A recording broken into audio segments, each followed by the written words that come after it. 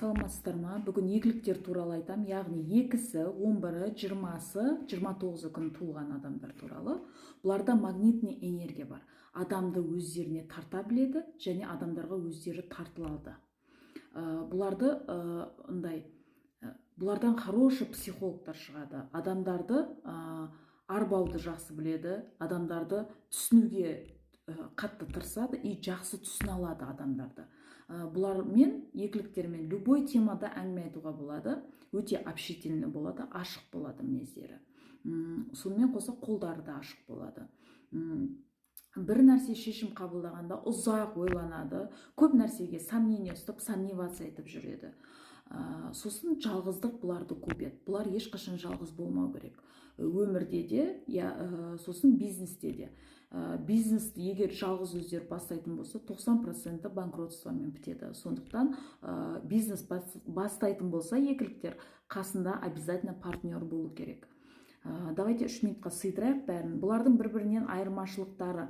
Мына екіліктер басқа екіліктерге қарағанда красиво умеет обманывать. Алдап арбауды күшті қатырады. 11 күн туылғандар.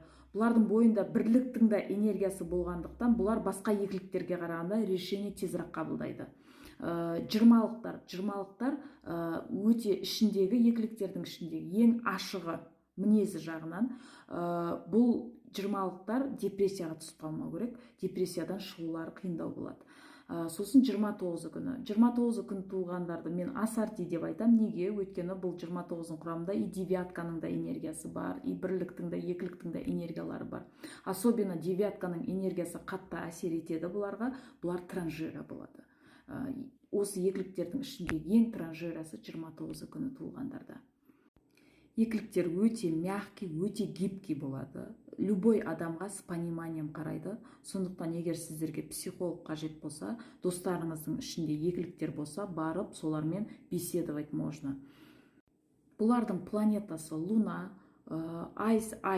айдың серігі жер сияқты, бұларда әрқашан қастарында серік болу керек. Яғни серігі, партнері болу керек.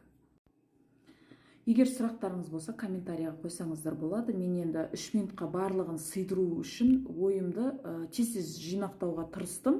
Енді ойымды жеткізе алдым деп ойлаймын енді. Сұрақтарыңыз болса, комментария қойыңыздар.